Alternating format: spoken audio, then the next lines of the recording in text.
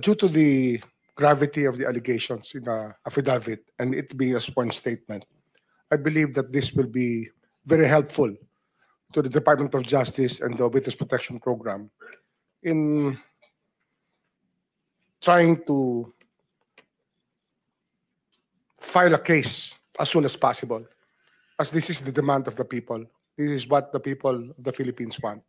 So in that regard, Mr. Chairman, I hope that I will be allowed to bring Mr. Alcantara to the DOJ this morning so that we can evaluate his affidavit in full, given all the annexes, and that we can also ask him to sign certain documents that may be necessary to pursue the malefactors mentioned in his affidavit.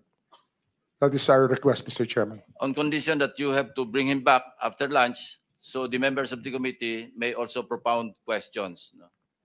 Yes, sir. We will bring him up. We bring him back by 1:30 to 2 o'clock, sir. In the meantime, they can read the affidavit, the signed affidavit, so they can prepare their questions later. Yes, sir. Any objection?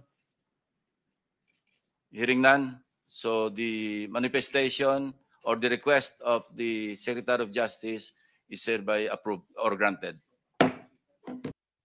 1 minute suspension.